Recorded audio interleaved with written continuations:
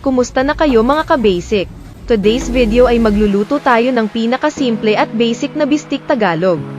Una ay hiwain lang natin ng maninipis ang karne ng baka para mas madaling lumambot.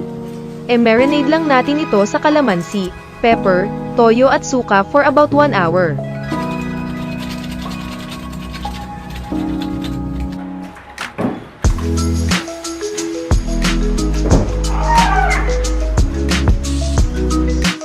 Sunod ay ihanda lang ang ating sibuyas na pula at garlic, hiwain lang ito ng maninipis.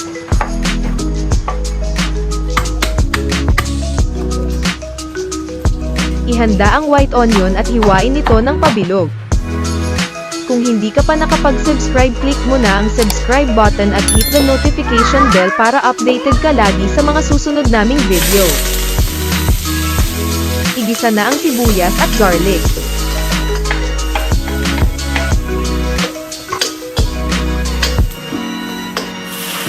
Sunod ilagay na ang ating na-marinade na beef at huwag nyo isama ang marinade sauce. Bahagyang isangkutsa nyo lang ito.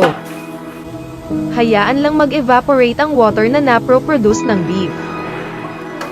Tapos ilagay nyo na ang sauce na minarinade natin sa ating beef. Dagdagan lang ng mga 1 cup of water.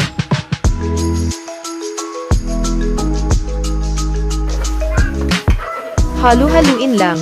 Takpan at palambutan nyo ang karne ng baka.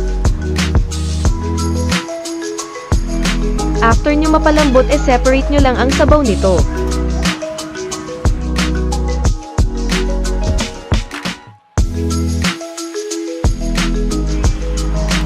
Tapos lagyan ng oil at sangkutsa nyo uli ang beef.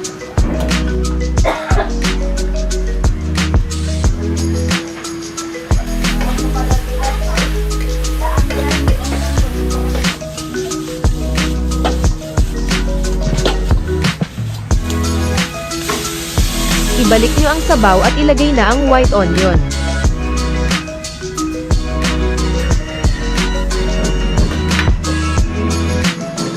Simmer for about 1 minute at pwede nyo na i-serve ang ating simple at napakasarap na bistik Tagalog. If you like this video, please hit that like button and subscribe to our channel. Please also visit our website lutongbasic.com.